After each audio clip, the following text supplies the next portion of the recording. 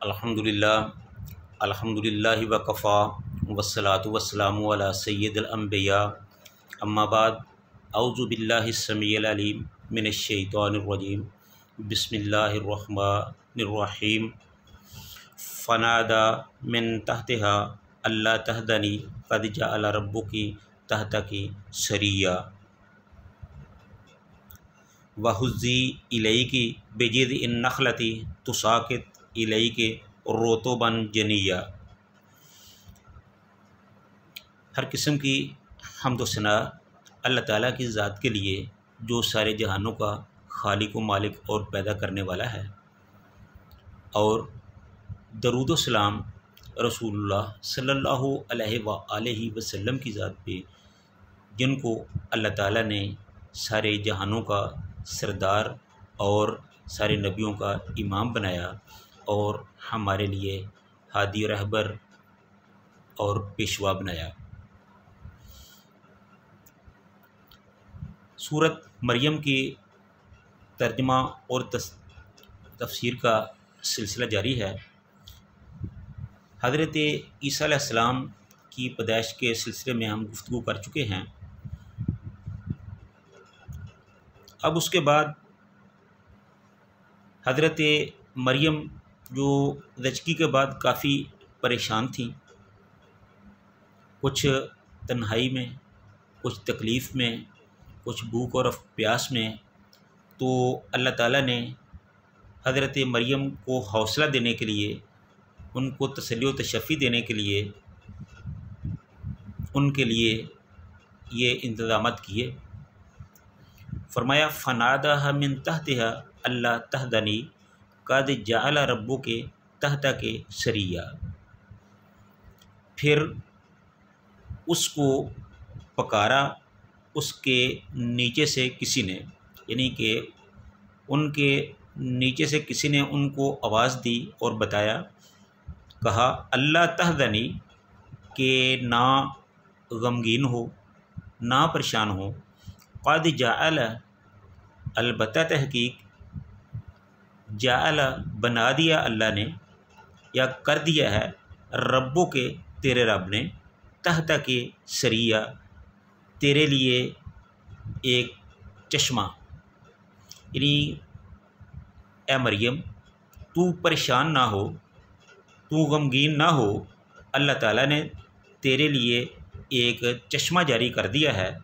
तू उससे पानी पी भी सकती है, ले भी सकती है, इस्तेमाल भी कर सकती है, तो ये तुम्हारे इस्तेमाल के लिए हैं। तो इस सिलसिले में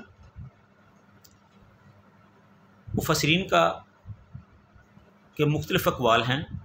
कुछ कहते हैं कि हज़रत जबरील अलैहिस्सलाम ने हज़रत मरियम अलैहिस्सलाम को आवाज़ दी, और कुछ कहते हैं कि हज़रत ईसा अलैहिस्सलाम ने हज़रत मरियम अलैहिस्सलाम को आवाज़ दी।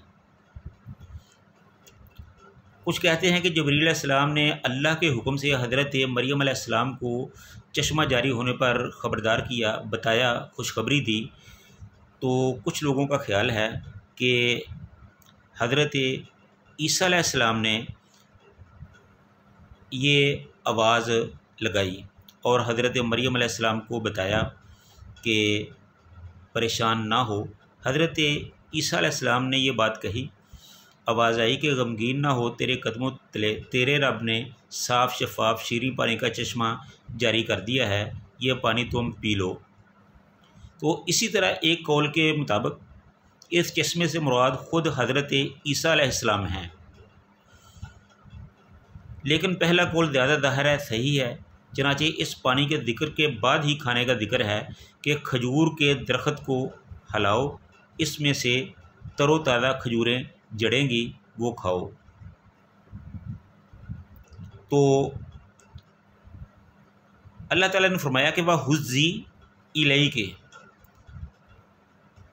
कि वह हुज़्ज़ी इलैके बिजिज़्इन नख़लति के जिस खजूर के तने के साथ टेक लगाकर आप बैठी हुई हैं, आप उसको हिलाएं।